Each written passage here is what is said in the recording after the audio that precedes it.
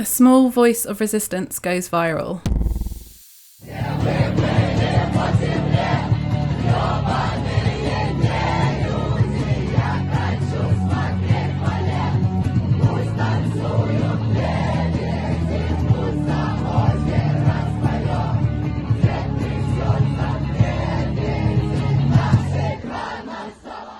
The sound of teenager Diana Loginova singing in the street in a performance which went viral on October the 15th. Of what song, Felicity, and what's the story? So that is a performance of a band track called the Swan Lake Cooperative, which is a track by an exiled anti-Kremlin Russian rapper called Noise MC.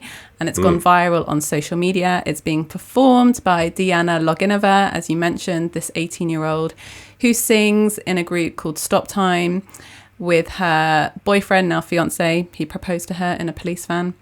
And the story is that this week she has been sent back to prison for another 13 days, having previously spent 2 stints already in prison of 13 days.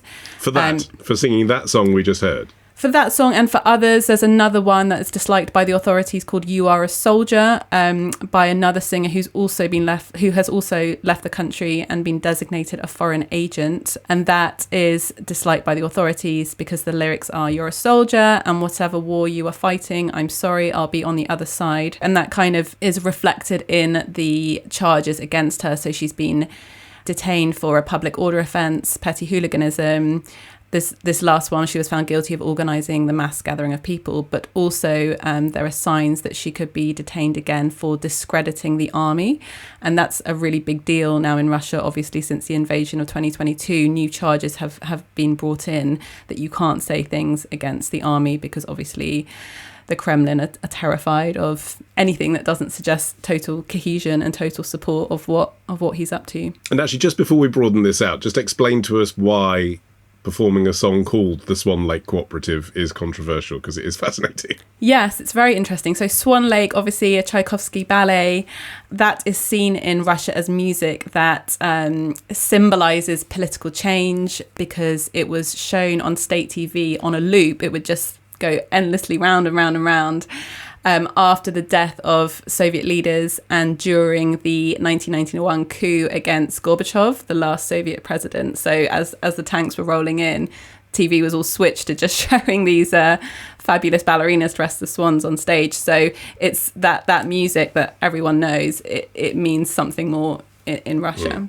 Which is fascinating. And Harriet, I didn't know that. But the strange thing about this story is I sort of did know that if you speak out against Putin in Russia, you get arrested and thrown in prison. It's not news. This is just a very stark example, isn't it? Because it is a teenage girl in a street performance. It's so innocuous. She's not Pussy Riot. She's just standing there singing. She's busking. Yeah, although to be fair, originally Pussy Riot was teenage girls singing in the street, making a music video. Yeah, true. Do you know what I mean? But it's not a big arty performance, is it? It is, it seems so innocuous from a Western perspective. I think that the takeaway is that the repression in Russia, the crackdown, like the authoritarian power grab of Putin has just ramped up so much over the past 10 years. Like first with the annexation of Crimea and then like the economic struggles and then obviously the invasion of Ukraine. His grasp on Russia and his crackdown on any kind of dissent has been increasing and increasing and increasing. And there's so many new laws, like not just against kind of impugning the regime or against the Orthodox Church, but also anything like about saying anything about the army or the war in Ukraine or like anti-LGBT laws, any mention or education around any LGBT issue is now completely banned. And the death of Alexei Navalny last year, who was, I guess, the focal point of Russian opposition, kind of since then, even though tens of thousands of people have been protesting. And I do think that that's really important to mention, that people are still protesting, not just against Putin, but also against the the war in Ukraine, despite the fact that it's basically illegal. Thousands and thousands of people protesting, but Russian opposition has sort of lost its focal point, and there's all sorts of dissent now, because most of the opposition dissidents usually are outside Russia, so there's not really like any kind of cohesion. But yeah, this is a very stark example of the kind of iron grasp that Putin now has on Russian society. But it could backfire, couldn't it, Jamie, from Putin's perspective, in the sense that, as Felicity referred to, both she and her boyfriend are often pictured together. They're both quite photogenic teenagers. You know, this video had already gone viral. People will latch onto them as heroes for being clamped down on, you know, not just being disciplined, but thrown in prison multiple times. Yeah, and I mean, it actually links back to the discussion that we were having about the ICE performances and how you go about dissent in areas that are heavily cracked down upon. You know, that Amnesty International put it that like their only crime is singing songs that challenge the suffocating official narrative. That was the quote that they put out. It is interesting in the broader context of how young people, you know, street musicians, cultural actors are part of the dissent. And I think what, you know, Harriet was talking about, what also is worth remembering is that the kind of younger generation of protesters now, they have no memory of anything but Putin's rule. And their motivations then obviously differ from earlier waves. It's not about what came before. It's about how can we still protest in a country that is, you know, becoming more and more oppressed in lots of ways. There's another angle to this whole thing, which is about what forms of protest will go viral, what forms of protest will actually make a big scenes, and whether that is a new route for the opposition in Russia, particularly because, like Harriet says, a lot of the actual opposition politicians and stuff are exiled. So within Russia, what are the ways in which young people and cultural actors can make a protest? And can it spread freely on social media there? Felicity, we've talked about this sort of thing with regard to other, even more oppressive states like Iran or Saudi Arabia, for example, where people make a protest and then it still manages somehow to go across their social networks, even though technically, you know, they're in a regime where they're not supposed to be freely posting stuff. Do Russians have access to criticism of Putin's government? The way it's often presented to us is they're still watching state television, so they get the state line and that's it. Yeah, I mean, her videos have gone viral on social media. They're all over TikTok. The crowds themselves that are coming to see are sort of like dozens of people rather than like hundreds or thousands. But on social media, it has like lit up like wildfire. And it really movingly, and what's quite poignant is that it sparked solidarity concerts across Russia.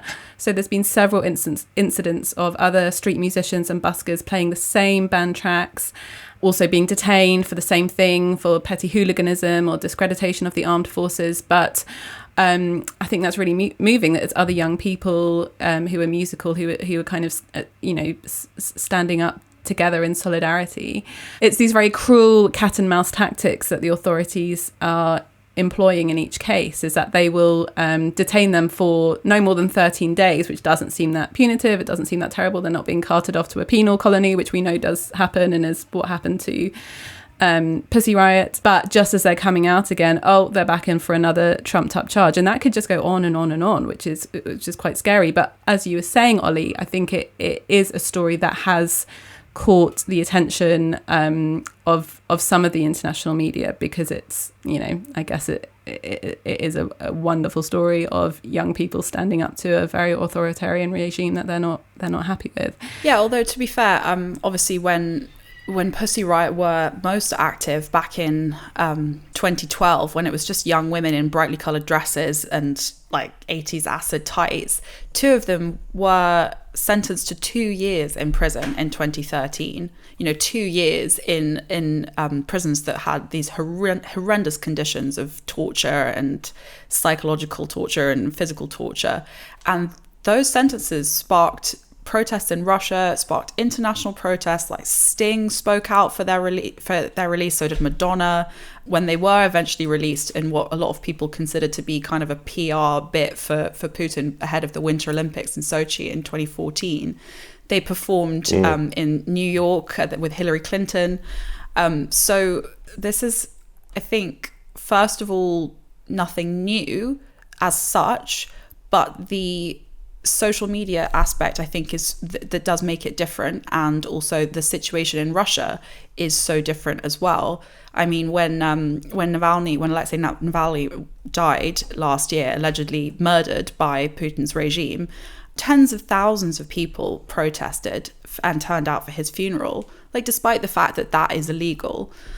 So it's not to say that the spirit of dissent or activism against authoritarianism is dead in Russia. I think what is fair to say is that it is so much more dangerous now, so much more difficult, and there doesn't seem to be any end in sight for Putin's regime either. I mean, he's on track to be in power until 2036. So given that his regime is being so increasingly bolstered by China and so kind of internationally, like, none of the sanctions are working, none of the support for Ukraine seems to be working necessarily, I don't think things are going to get much easier for dissidents in Russia. Although, to be fair, I think Yulia Navalnaya, who is the widow of Alexei Navalny, who I saw speak last year at the South Bank Center when she was promoting his memoir, Patriot, she's very famously now kind of put herself in the limelight in his after his death, even though she had never really wanted that. She's sort of been like, okay, well, I have to step in now and lead the opposition from outside of Russia, and has said that she will run as president for Russia once Putin is out. So that's not to say that there aren't still leadership figures in the opposition, and it's not to say that resistance in Russia is dead. It's just so much more dangerous. And they're not particularly united either. There's an awful lot of infighting amongst the opposition groups, like really bad infighting with all sorts of issues going on. And like Mikhail Khodorkovsky, he's a big opposition figure, but him and the Navalny camp do not get on at all.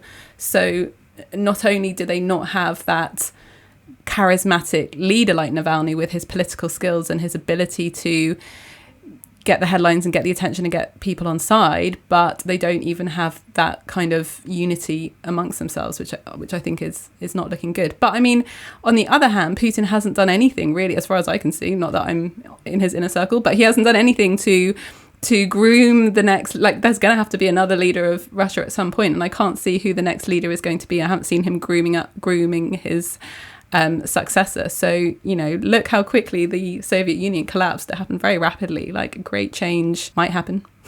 It's also, I mean, you know, you mentioned Navalny, Jamie, dying in prison, and it, you know, I think it's fairly uncontroversial to suggest that was at the doing of the Russian government. But, you know, in this case, yes, they've given her a ridiculously punitive sentence, 12 days in prison, whatever it is, for singing a song. But on the other hand, there's only so far they can push it without losing public support, isn't there? And so you wonder if there could be a groundswell here, because she isn't a Navalny figure. You know, she's not trying to lead a political movement, she's just singing a song. Lots of young girls might get in the street and start singing songs. And then what do? You can't be too punitive, because you want to be the kind of country that says, we allow young girls to sing in the street. That's why we're fighting in Ukraine. At the same time, you don't want to sing in the street because she's spreading these messages you don't want out there. When I was doing the reading around this, there's a lot of stuff about, and actually on the Week's website, we have quite a lot of stories about kind of like what do Russians think of the war? You know, what's Russian life like in Moscow? You know, what's life? And the kind of overwhelming thing is that people aren't necessarily for the war, but what they are for is continued kind of conformity and continuing to live their lives. That's a generalization in some respects, but a lot of the, you know, I was doing the reading, a lot of the academic scholarly stuff around the kind of roots of Russian cultural traits of being conservative, pessimistic, avoidant of change. So it would take a lot, I think, for them to really want to take on Putin, particularly as Felicity says, when it's so divided in terms of the opposition. But I guess things like this do show the kind of cultural angle and that feeling of like, oh, what can we do while obviously continuing with our day-to-day lives? How can we show that we're not fully behind what's happening in Russia? And, you know, you only have to look at what happened to Yevgeny Prigozhin, you know, when he showed some form of opposition to Putin, and he was seen as maybe a successor at one stage, and when he was on side with Putin. I do think that Putin would shut down any type of opposition. I guess there is a feeling within Russia that until there's a real massive opposition, this kind of stuff, you know, singing on the street, you know, cultural stuff, can at least show something and make some difference to people's lives.